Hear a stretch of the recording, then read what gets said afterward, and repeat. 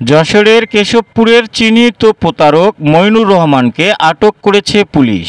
বিদেশে লোক পাঠানোর নাম করে অর্ধশতাধিক মানুষের কাছ থেকে কোটি টাকারও বেশি হাতিয়ে নিয়েছেন তিনি। তার বিরুদ্ধে 10টি প্রতারণার মামলা রয়েছে। রোববার সকালে নিজ এলাকা থেকে আটক করে আদালতে সোপর্দ করা হয়। আদালতে উপস্থিত পাওনাদাররা তাকে দেখে ক্ষোভ প্রকাশ করেন। পুলিশের কড়া নিরাপত্তায় তাকে কারাগারে পাঠানো হয়েছে। যশোর শহরের বকচর এলাকায় আবারও সক্রিয় হয়ে উঠেছে চোরাই গাড়ির সিন্ডিকেট। সম্প্রতি লক্ষ্মীপুর থেকে চুরি হওয়া একটি ট্রাকের খণ্ডিত অংশ উদ্ধার করেছে পুলিশ। মূল অভিযুক্ত রাজকুমার পালিয়ে গেলেও পুলিশ তাকে ধরতে অভিযান চালিয়ে যাচ্ছে। স্থানীয়রা দ্রুত সিন্ডিকেটের মূল হোতাদের আইনের আওতায় আনার দাবি জানিয়েছেন। যশোর আদালত চত্বরে প্রতারণার দায়ে ফরাদ গাজী নামে এক যুবককে আটক করেছে আইনজীবী সহকারী সমিতির নেতৃবৃন্দ। নিজেকে আইনজীবী সহকারী পরিচয় দিয়ে তিনি জামিনের আশ্বাস দিচ্ছিলেন আদালত চত্বরে আসা এক মক্কেলের সঙ্গে। বিষয়টি আইনজীবী সহকারী সমিতির সদস্যদের নজরে আসলে এ সময় তাকে আটক করা হয়। তাকে সতর্ক করে অঙ্গীকারনামা নিয়ে ভবিষ্যতে এ ধরনের কাজ করলে তার বিরুদ্ধে কঠোর ব্যবস্থা নেওয়া হবে বলে জানিয়েছেন সমিতির নেতারা।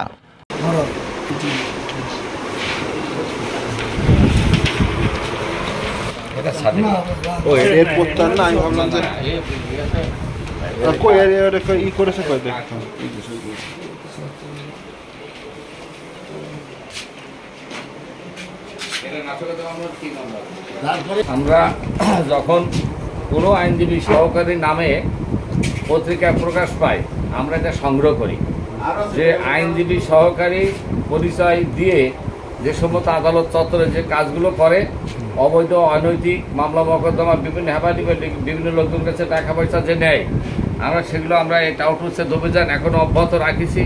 বর্তমান নবনির্বাচিত কমিটির আইনজীবী সমিতির নেতৃবৃন্দ, বিশেষ করে আমাদের সাধারণ সম্পাদক এম এ গফুর সাহেবও আমাদের ততটা তাগিদ করেছে এই টাউটুসের অভিযানে জোরদার করার জন্য। আমরা সেক্ষেত্রে অনেক আগেই এই ব্যক্তিটার আমরা পরিচয় পেয়েছি, পত্রপত্রিকা পেয়েছি। এখানে তার কার্ড ব্যবহার করা হয়। এখানে লেখা আছে যে বিশেষ দ্রব্য যশোর জজ কোর্টের আইনজীবীর সহকারী। উনি আমাদের কোনো আইনজীবীর সহকারী নন। এই ব্যবহার করে যে কার্যক্রম করতেছে, আমরা আদালত চত্বরে আজকে ওনাদের পাইছি, তাই আমরা এখানে নিয়ে আসছি। আমরা একটা অঙ্গীকারনামা বন্ড আমরা নিয়ে নিচ্ছি। বিশেষ করে আমরা এই কাজটা অব্যাহত রাখবো এবং আমরা কঠোরভাবে এই সমিতির পক্ষ থেকে আমরা ব্যবস্থা গ্রহণ। মূলত আপনার অনেকগুলো মামলা আছে। হ্যাঁ, আমি মামলা চালাতে আসছিলাম। আজকে আমি মামলা করব, সেই ডকুমেন্টস আছে, আমি মামলা করতে আসছিলাম। আমি ব্যবসা করব। কি ব্যবসা? মাছের ব্যবসা। কার্ডে আপনার আইনজীবী সহকারী লেখা কেন? ওইটা আর কি, আপনার আমার ভাইয়ের সাথে জমি জায়গার গ্যাঞ্জাম আছে, সে আমার নামে একাল মামলা করে। ওইটা লেখা আমার মাছের আউটে, ওইটা লেখা নাই।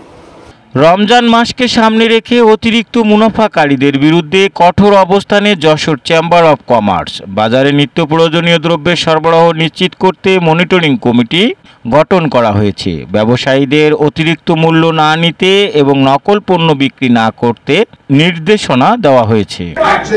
আমরা আজকের এই সংবাদ সম্মেলনের মাধ্যমে আমরা আজকেই আমাদের ব্যবসায়ীদের প্রতিনিধি নিয়ে আমরা বাজার মনিটরিং কমিটি করব। যে বাজার মনিটরিং কমিটি প্রতিনিয়ত বাজারে ব্যবসায়ীদেরকে মনিটরিং করবে।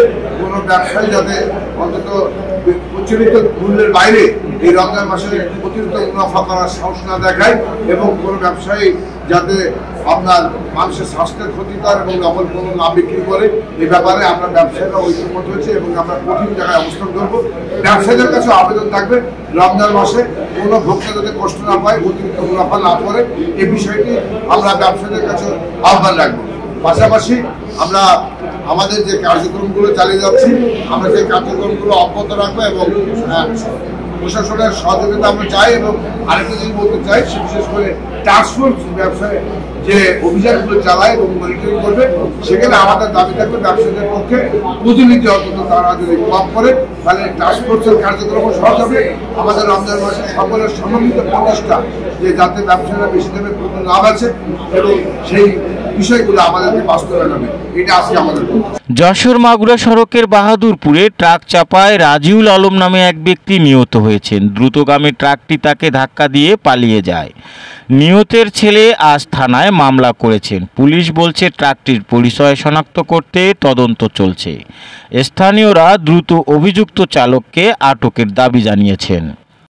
দেশ বিদেশের খবর সবার আগে জানতে ভিজিট করুন রাতদিন নিউজ.net।